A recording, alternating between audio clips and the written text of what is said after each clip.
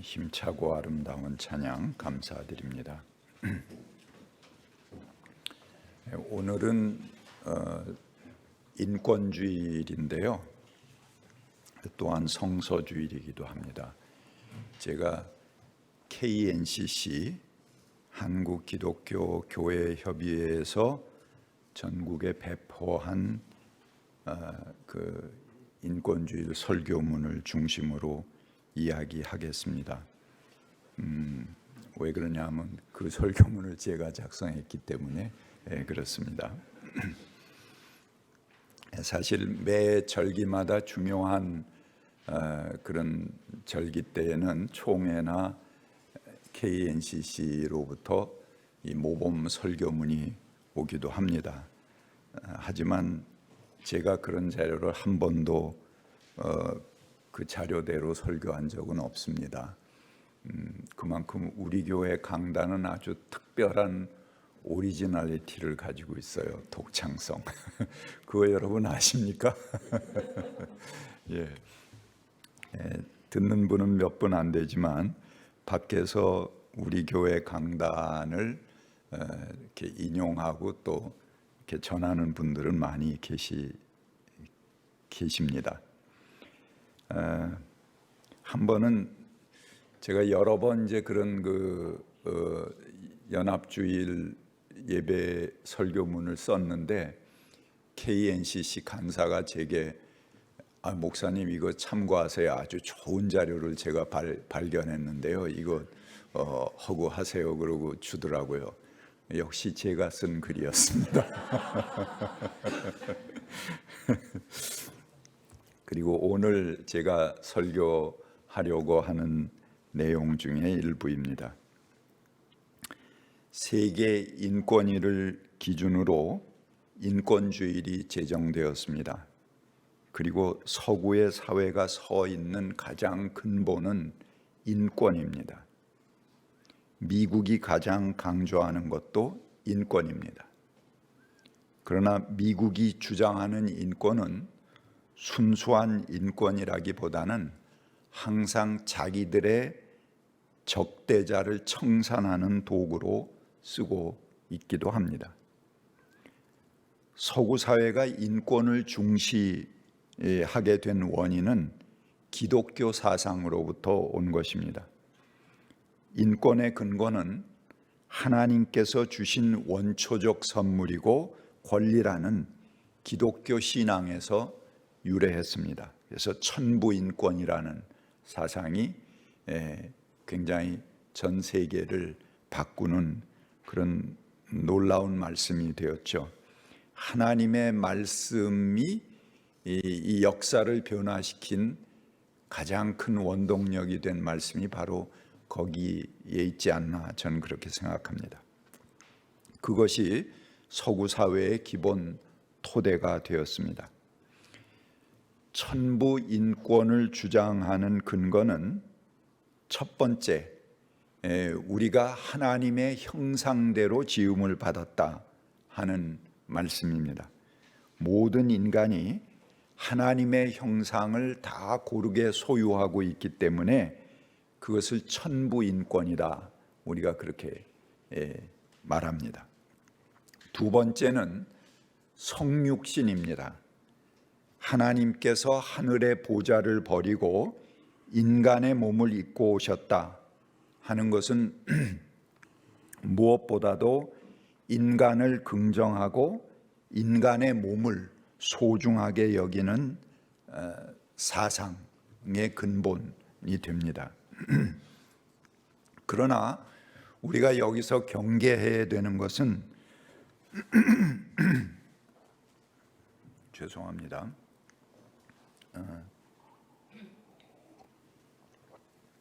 코로나는 다 지나갔지만 아직 목에는 조금 영향이 있는 것 같습니다. 상당히 미세하게 영향을 주고 있어요. 우리가 성육신 사상에서 경계해야 될 것이 있습니다. 그것은 예수 개인에게만 성육신을 국한하려는 그런 신학적 시도들입니다. 만약에 그렇다면 예수께서 우리의 구원을 위해서 이 땅에 오셨다 하는 말은 허사가 되고 말 것입니다. 성육신 사건은 우리와는 아무런 상관이 없는 사건이 되고 단지 하나님의 나들이 사건뿐이 되지 않을 것입니다. 하나님의 성육신은 우리 모두에게 주신 구원의 은총이고 또 그런 은총이 되도록 해야 할 것입니다. 세 번째는 예수님의 말씀 중에서 인권을 강조하는 말씀들입니다. 예를 들면은 안식일이 사람을 위해서 있지 사람이 안식일을 위해서 있는 게 아니다. 이런 말씀 굉장히 유명한 말씀이죠. 그런 말씀들입니다. 이런 것들이 전통적으로 기독교 신앙 속에서 인권과 연결하는 그런 성서적인 근거들입니다. 그러나 오늘 제가 여러분에게 드리는 것은 창조 신앙 속에서 어느 날 제게 문득 다가온 그런 영감과 같은 말씀입니다. 전혀 새로운 근거로 창조 이야기 속에서 인권의 근거를 한번 찾아내 보겠습니다. 우리가 창세기 2장 하면은 인간 창조의 이야기다 그렇게 말합니다. 근데 하나님께서 인간을 창조하실 때 댕그러니 인간만 만들어 놓으시고 끝난 것이 아닙니다. 만약에 그랬다면 사람들이 살 수 없었겠죠. 존재하지 못합니다. 그래서 인간을 만드시고 그 인간이 살아갈 수 있는 필요 충분 조건들을 함께 만드셨습니다. 그게 오늘 본문에서 읽은 것들입니다. 인간에게 주변에 먹을거리를 주시고 동산을 지어 주셨습니다. 환경을 만들어 주시고 양식을 만들어 주시고 또 모든 것을 맡아 돌보게 하셨다 하는 말의 원어는 아바드, 일한다 그런 말입니다. 직업을 갖는다 그렇게 볼 수 있습니다. 그래서 거기에서 일을 하나님께서 맡겨 주셨습니다. 아담에게. 그 다음에 그가 혼자 있는 것이 좋지 않다 그래서 그에게 짝도 만들어 주시고 들짐승 또 날짐승 이런 여러 생물체들을 함께 살도록 만들어 주셨습니다. 예. 예, 우리 한번 다 같이 춤추고 그 다음에 해야 되겠네요. 예, 우리 여러분들 지루하지 않게 또 이렇게 설교 중간에 간주도 넣어가면서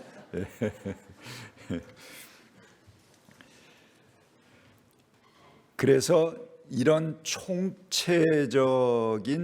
총체성으로 인간을 만드신 것입니다. 인간 창조 그러면 딱 사람만 만들어 놓고 하나님이 손 떼셨다면 그건 완전한 인간 창조가 되지 않습니다.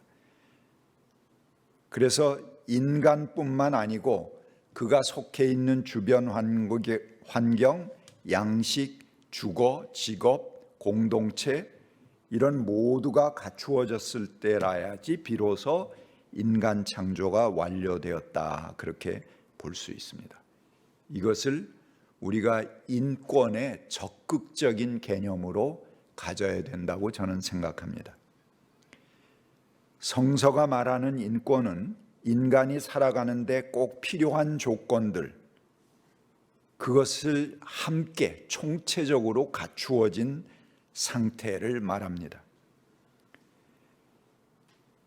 그것이 당연히 하나님께서 창조하실 때 인간의 권리로 우리에게 함께 주신 것들입니다. 만약 그 권리들이 없다면 우리는 살아가지 못할 것입니다. 하나님은 인간뿐만 아니고 그가 살아갈 수 있게 하는 인권, 살아갈 수 있는 권리도 함께 창조하신 것입니다. 민주화 운동 시절에 우리는 상당히 소극적인 방법으로 인권을 말해왔습니다. 누가 감옥에 갇혔다, 또 의문의 죽음을 당했다, 고문을 당했다, 부당해고를 당했다, 그러면은 그때 그냥 비로소 인권 이렇게 이야기하면서 그것을 원상복구할 것을 주장하는 그런 근거로 삼았습니다. 근데 이거는 굉장히 방어적이고 소극적인 개념의 인권입니다. 그렇죠? 우리가 인권을 말하지만 엄밀히 따지고 보면 우리 사회 안에는 본권만이 존재하지 인권은 없다고 볼 수 있습니다. 특별히 자본주의 사회에서 그렇습니다. 만몬, 돈의 힘이 모든 것 위에 군림합니다. 여러분, 돈 없이 도시에서 살아갈 수 있습니까? 돈 없이는 아무것도 할 수 없습니다. 마치 온몸을 꽁꽁 묶어서 도시 한복판에 던져놓은 것 같은 그런 느낌을 가질 것입니다. 가장 기본적인 인권, 사람이면 꼭 누려야 하는 인간 생존의 가장 기초적인 것이 아마 의식주의 권리일 것입니다. 그 중에서도 가장 시급한 것이 먹는 권리죠. 그러나 우리 사회에 먹을 권리가 확립되어 있습니까? 아무리 배고파도 주머니에 돈이 없으면, 먹거리와 바꿀 돈이 없다면 그건 그림의 떡입니다. 여러분 잘 아는 대로 장발장은 빵 한 조각을 훔쳤다가 인생의 긴 시간을 감옥에서 보내야 했습니다. 먹을 권리, 이것은 가장 기본적인 생존의 권리지만 돈의 권리 아래 종속되어 있습니다. 그러나 성서의 법은 다릅니다. 신명기 23장 24절부터 25절을 제가 읽어보겠습니다. 당신들이 이웃 사람의 포도원에 들어가서 먹을 만큼 실컷 따먹는 것은 괜찮지만 그릇에 담아가면 안 됩니다. 당신들이 이웃 사람의 곡식밭에 들어가 이삭을 손으로 잘라 먹는 것은 괜찮지만 이웃의 곡식에 낫을 대면 안 됩니다. 자, 이게 성서의 말씀입니다. 남의 밭에 들어가서 자기가 농사진 거 아니지만 배가 고픈 사람은 배를 채울 권리가 있다는 것입니다. 손으로 그걸 이삭을 잘라 먹을 권리가 있고, 그 다음에 실컷 배를 채우기 위해서 따먹을 수 있는 권리가 있다 하는 말씀입니다. 여러분, 이게 지금부터 약 3,000년 전의 법인데, 이 원시인들이 그때 시대는 미개하다, 원시적이다 이렇게 말할 수 있겠습니까? 이 법을 놓고 오늘 우리 사회의 법을 비교해 보면 누가 더 원시적입니까? 얼마나 문명적입니까? 모든 인간에게 주어진 먹을거리는 그것을 소유한 소유권에 근거하지 않고 필요로 하는 필요에 근거해 있다라는 말씀이지요. 우리가 소유의 권리라는 것은 2차적인 권리입니다. 사회적 권리죠. 보다 근본적인 권리는 필요입니다. 내가 무엇을 필요로 하는가 하는 그 필요가 근본이 될 때 보다 1차적인 권리가 되는 것입니다. 여러분, 우리 현대인들은 자기가 꼭 필요하지 않은 것까지 소유하기 위해서 막 그냥 전력을 투구합니다.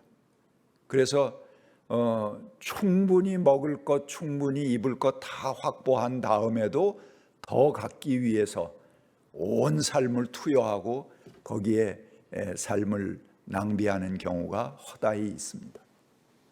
욕심의 노예가 된 것이죠. 이 성서적인 관점에서 보면. 필요하지 않은 것을 소유하는 것은 어떻게 보면 범죄입니다. 내가 필요하지 않은데 왜 넘치게 가지고 있어야 됩니까? 여러분, 필요에 근거해서 소유할 때 그 소유가 건강한 소유가 될 수 있습니다. 내가 농사지지 않는 땅, 내가 경작하지 않는 그런 땅을 수없이 가지고 있고 놀리고 있다. 그거는 범죄에 가깝습니다. 자기가 농사짓는 사람, 자기가 자기 땅을 일궈 먹는 사람이 그 땅을 소유하는 사회가 가장 건강하고 아주 바람직한 사회라 이렇게 말할 수 있겠습니다. 건강한 인간관계에서도 이런 원칙이 적용될 수 있습니다. 부자건 부부이건 간에 사람은 소유할 수 있는 대상이 아닙니다. 가정이라는 틀이 사랑 없는 형식으로만 존재할 때 그것은 또 하나의 억압일 뿐입니다. 소유로 묶어진 제도와 틀보다는 진정 원초적이고 중요한 것은 서로가 상대를 요구하는 필요입니다. 당신은 내게 꼭 필요한 사람이야. 이런 것을 확인시켜주고 또 나 또한 당신에게 필요한 사람이 되도록 노력할 때 그 가정에서의 인권도 지켜지는 것입니다. 지나간 시대가 소극적 의미에서 인권 지킴을 해왔다면 새로운 시대는 적극적인 의미로 인권 지킴을 구현해 가야 할 것입니다. 돈을 매개로 하지 않더라도 당연히 배고픈 사람이 먹을 수 있는 권리를 갖는 그런 사회가 인권이 이루어지는 사회겠죠. 예수님의 일행이 남의 밭에 들어가서 이삭을 손으로 잘라 먹었습니다. 근데 그 일행이 뭐 적기나 합니까? 누가복음에 보면 예수의 일행이 70명이나 된다. 제자들이 70명이나 된다 그랬습니다. 70명이 남의 밭에 들어가서 전부 손으로 이삭을 훑어 먹으면 그 아마 주인이 그냥 기절할 거예요. 그래서 사실은 이런 예수님과 제자들의 행위는 아까 제가 읽어드린 신명기법에 기초한 것입니다. 그리고 그 신명기법은 또 어디서 나왔습니까? 바로 이 창세기 2장에 이런 말씀, 모든 인간에게 먹을 거리를 주셨다 하는 그 말씀에서 근거해서 그런 혁명적인 말씀이 나오는 것입니다. 그런데 이 법이 그대로 통용됐겠습니까? 만약에 그렇게 됐다면 그 사회의 질서는 굉장히 무너졌겠죠. 그래서 수많은 지주들이 또 가진 자들이 이 법을 사장시켜 버렸습니다. 그래서 예수님 때는 이미 사장된 법이고 통용되지 않는 법입니다. 그러나 예수의 제자 일행들이 무슨 말이야? 말씀에 있는데 그러면서 그 말씀, 사장된 법을 자기 몸으로 지금 시연하고 있는 것입니다. 그렇게 하면서 모든 먹거리는 인간의 필요에 의해서 배고픔을 채워주는 데 존재해야 돼 하는 하나님의 말씀을 자기들의 몸으로 시위하고 있는 것이죠. 그러니까는 그 주인들이 어떻게 했겠습니까? 참 눈에 가신데 그 바리새인 그 율법학자 이런 사람들이 성경은 또 굉장히 잘한단 말이에요. 그러니까는 그거를 나무랄 수는 없죠. 너 왜 남의 밭에 들어와서 먹어? 이렇게 말하고 싶은데 그렇게 말하지 못하는 겁니다. 왜? 아까 그 신명기법이 있기 때문에. 그래서 그렇게 이야기하지 못하고 가만히 지켜보고 참고 있다가 안식일 날도 예수의 일행들이 먹어야 될 거 아니에요. 안식일 날 들어가서 이삭을 털어먹으니까 닭 튀어나와서 너 왜 안식일에 일해? 안식일법을 어겼어. 그러고 시비를 거는 겁니다. 바로 그런 과정에서 아까 이야기했던 예수님의 유명한 말씀, 안식일이 사람을 위해서 있지 사람이 안식일을 위해서 있는 게 아니다, 이놈들아 하고 예수님이 말씀하시는 것입니다. 자, 이 먹을 권리뿐만 아니고 인간에게 또 필요한 것이 있습니다. 주거권입니다. 사실 주거권이라는 말이 우리 사회에 존재합니까? 누구나 다 사랑스러운 가정을 꾸릴 권리가 있고 그 가정이 거주할 공간이 필요합니다. 먹고 잠자고 사랑하고 살아갈 수 있는 공간은 인간 삶의 가장 기본적인 권리입니다. 하지만 우리 사회에서 주거는 더더욱 말할 것 없이 돈과 연결됩니다. 내가 몇 평 집에 사느냐 하는 것은 그 사람의 사회적 층위를 짓는 중요한 근원이 되기도 합니다. 그런데 봉급장이가 평생 돈을 모아서 잘 돼야 말년에 집 하나 정도를 장만할 수 있는 것이 우리의 현실입니다. 부모에게 물려받은 것이 없다면. 살아가는데 가장 필요한 것이 인생 말년에 가서 겨우 하나 얻게 된다면 거기에 무슨 인권이 존재하겠습니까? 그 사람의 삶은 그냥 허덕이면서 지내온 그 삶뿐이 되지 않는 것이죠. 창조 이야기는 적극적인 의미로 인간을 말합니다. 그리고 적극적인 권리로 인권을 말합니다. 돈을 매개로 하지 않아도 당연히 배고픈 사람이면 먹을 수 있는 권리, 살아가는 데 필요한 주거 공간을 가질 권리, 주거권입니다. 자기가 기쁨으로 일할 수 있는 직업을 가질 권리,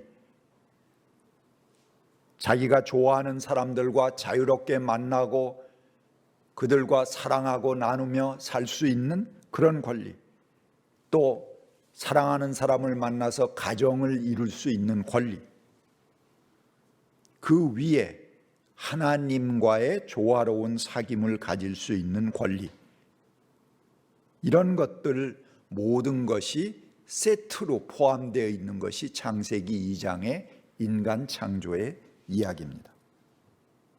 그것이 완성된 인간의 모습입니다. 이러한 총체성이 복구되지 않고 동떨어진 인간, 그것은 혼자 살아갈 수 없는, 아무 의미 없는 인간이 되어버립니다. 그런데 우리가 한 가지 주의할 것은 이런 물질적인 조건들이 기본 요소가 되어야 하지만 그것 자체가 이루어졌다고 해서 인권이 완성되었다, 그렇게 볼 수는 없을 것입니다. 물질적인 조건들이 꼭 필요한 것이지만 그것 자체로 완결적인 목표가 되어서는 안 됩니다. 이러한 조건들을 넘치게 가지고 있다고 해서 그것으로 행복이 보장되고 인권이 충족되는 것은 아니기 때문에 그렇습니다. 인권이란 우리 주변에 함께 기쁨을 만들어가는 과정입니다. 그리고 사람에게 필요한 것들을 서로 헤아리고 충족시켜가는 과정 속에서 나오는 것입니다. 우리들이 가지는 목표들을 향해서 함께 나아가는 그 과정이 인권이고 그 목표를 함께 찾아가는 감격이 인권입니다. 그런 목표가 우리의 현실과 너무 아득하게 느껴질 때 함께 우는 것이 인권이 될 수 있습니다. 그리고 우리 앞을 가로막는 큰 적과 방해물 앞에서 맞서 대항하고 또는 부딪히기도 하지만 그와 함께 맞서는 사람들끼리 서로를 위로하고 부추겨주고 그리고 함께 만들어 갈 수 있는 것이 또한 인권입니다. 그러기에 인권은 물질적인 것만은 아니고 함께 만들어가는 과정 속에 있는 것입니다. 그리고 함께 가는 사람들의 관계 속에 존재하는 것입니다. 같이 침묵하시겠습니다.